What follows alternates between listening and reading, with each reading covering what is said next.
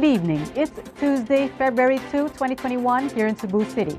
I'm Cherry Ann Lim and this is SunStar Tonight.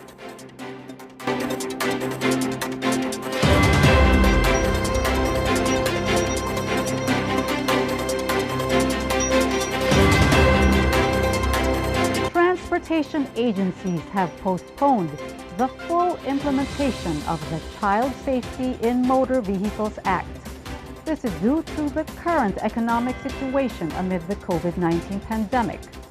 The law mandates the use of child restraint systems for children 12 years old and below to ensure the safety of the child passengers. Chari Coronel reports.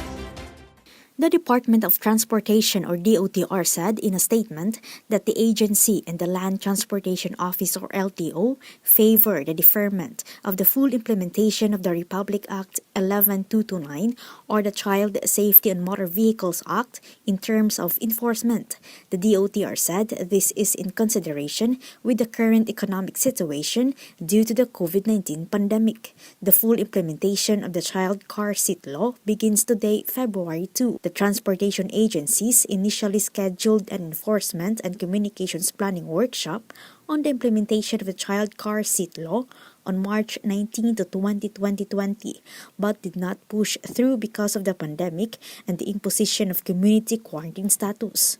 Part of the planned workshop is the information rollout about the law targeting teachers, medical practitioners, children, manufacturers, retailers, and importers. The DOTr said the LTO is still in the process of finalizing enforcement protocols as this requires a special training because of the involvement of children. Violators will not be penalized for now. Instead, they will be warned and given information materials about the law. The Child Safety on Motor Vehicles Act was passed and signed into law on February 22, 2019. Children aged 12 and below must be properly secured in appropriate car seats while traveling in a private motor vehicle. Car seats shall be appropriate for the child's age, height, and weight. However, a child at least 150 centimeters or 4 feet and 11 inches in height may be properly secured using a regular seat belt instead of a child restraint system. It also stresses that no child below 12 years old would be allowed to sit in the front seat of a motor vehicle unless the child is at least 4 feet and 11 inches in height and is properly secured using a regular seat belt. Its implementing rules and regulations was approved on December 23, 2019. It took effect on February 2020, but a transitory period was provided prior to mandatory compliance. Chari Coronel, SunStar Tonight. Despite being placed under the lowest community quarantine level, Cebu City has reimposed the liquor ban in all public places in the city, effective tomorrow. This is due to the rising number of COVID-19 cases. Kenneth Torres reports. Starting tomorrow, drinking alcoholic beverages in all public places in Cebu City will not be allowed. Mayor Edgardo Labella has issued Executive Order number 117, reimposing a liquor ban for the entire duration of community quarantine. Restaurants and other establishments will be prohibited to serve alcoholic drinks to their customers. However, hotels, resorts, and other accommodation establishments will still be allowed to serve liquor only for their in-house guests. The EO stated that the Emergency Operations Center has noted that the increase in the number of cases happened after the holidays when people gathered for celebrations. Despite the imposition of limitations on the serving of alcoholic beverages, some business establishments have been caught serving liquor beyond what is allowed by the Department of Trade and Industry.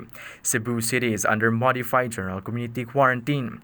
Labella first issued an EO last March 16, 2020, prohibiting the selling and drinking of alcoholic beverages when the city was placed under enhanced community quarantine. Kenneth Torres, SunStar Tonight. Effective tomorrow, Cebu City will ban the entry of hogs and pork products from Eastern Visayas due to the threat of African Swine Fever. Chari Coronel reports. To protect the hog industry in Cebu City, Mayor Edgardo Labella has issued an executive order banning the entry of live hogs and pork-related products from Eastern Visayas due to the threat of African Swine Fever or ASF. Early this year, the Department of Agriculture Eastern Visayas has confirmed the presence of ASF in Abuyog, Leyte, which is the first case in the province and in the region. DA Central Visayas has called for stricter measures and border control to prevent the entry of infected hogs and pork products into the region, which remains ASF-free. Aside from Eastern Visayas, Cebu City also bans hogs and pork products coming from Luzon and in Mindanao affected by ASF. However, live hogs and pork products and byproducts from dark green zones or free zones are exempted from the ban. Chari Coronel, SunStar Tonight. Philippine Airlines will lay off 2,300 employees, or about 30% of its workforce next month.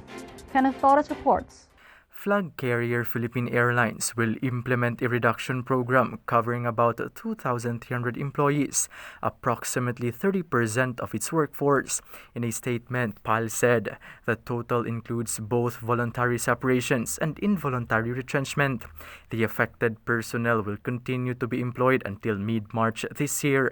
Prior to the retrenchment, PAL chose to implement temporary furloughs and flexible working arrangement to hold off job cuts during the height of the pandemic. PAL said the retrenchment program was communicated to employees as early as October last year. While demand for air travel slowly returns, the airline stated that it is still far from pre-pandemic levels.